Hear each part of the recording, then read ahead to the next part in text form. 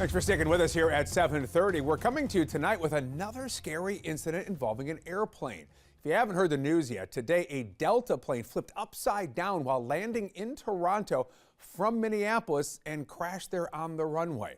This happened around 3:30 this afternoon. Here are the pictures. All 80 people on board, though, were evacuated, according to a statement by the Federal Aviation Administration.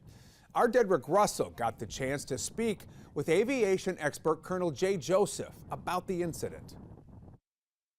It's extraordinarily rare that you would see something like this occur, and I think more significantly that we didn't lose everybody on board the aircraft.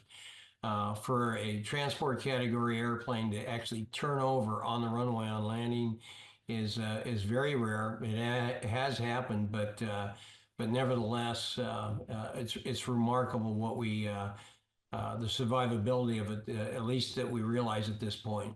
Yeah, again, 80 people on board. We're hearing of 18 injuries. We'll stay on top of the developing story. We'll update you just as soon as we learn more. Now, meantime, investigators still working to uncover everything that went wrong in the Washington, D.C. plane crash in January. And members of the National Transportation Safety Board recently revealed some troubling details showing failures in communication. Instructions to the helicopter from traffic controllers to pass behind the plane might not have been heard by the flight team. There's also the possibility the helicopter crew had bad data showing they weren't at the right altitude. WBTV investigative reporter David Hodges recently spoke with North Carolina Congressman Addison McDowell about the crash. Representative McDowell has been getting briefings from the NTSB on the crash as he sits on the House Aviation Subcommittee. One of the big things that we uncovered pretty quickly is that the system of air traffic control and a lot of these systems in the airplanes are really antiquated.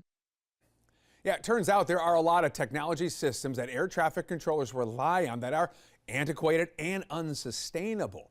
One of those systems that is critical to measuring weather conditions is terminal Doppler weather radar.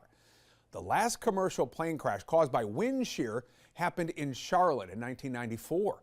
U.S. Air Flight 1016 encountered a microburst of wind while attempting to land. It then crashed into a neighborhood near the airport. 37 people were killed.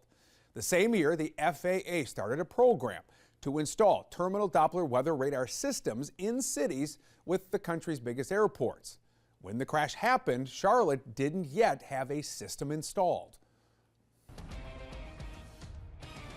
Joining us now here in studio, investigative reporter David Hodges. First up, Charlotte, does it have that radar now? Yeah, they do have that radar. It was installed in 2013. In 1994 is when the FAA started installing all of these across the country. So that last crash that happened was right when those systems started coming into place and getting installed. No wind shear crashes since then in any of the major airports. Overall, though, these old systems that are still in place, how dire is this? I mean, this Government Accountability Office report that I've been reviewing paints an extremely dire picture. 76% of the systems that the FAA relies on are either unsustainable or potentially unsustainable. That's because of old parts that can't be replaced or software that just doesn't work the way it used to anymore. And they've pointed out that the FAA has been over budget, behind in implementing these things, so they really are emphasizing the need to get this up to date. Obviously, the most recent crash in D.C. Do we know if any of these old systems maybe could have been a factor in what we saw there? We don't know for certain yet. What the NTSB has pointed to as being the issues don't make it seem like any of these systems are directly accountable or responsible in any way. However, in reading through these reports, it's crystal clear that the military, the civilian aircraft, commercial planes, they all rely on these systems together. And so improving some of these systems could eliminate some of the things that did go wrong in that crash. So what are we doing to get this done more quickly, I suppose, is number one, but also number two, do I have to be a little nervous if I get on an airplane? I think the good news is that even with the dire situation of some of these technology systems, flying is still way safer than driving all the way across the country or trying to get to your destination. So that's the first thing. Clearly, Congress is really focused on this now. While this investigation has been going on, the NTSB has been talking to Congress about the software technology issues. So there's already been conclusions and recommendations for trying to prioritize this. Now Congress has a keen eye on it, so I expect some of these things to start moving a little faster. That's what Representative McDowell told me. A lot of people paying attention to this. Glad you are as well. Certainly. David, thanks for stopping by. And you can read more about all this, all of David's reporting, by heading to the Investigates tab on our website, WBTV.com.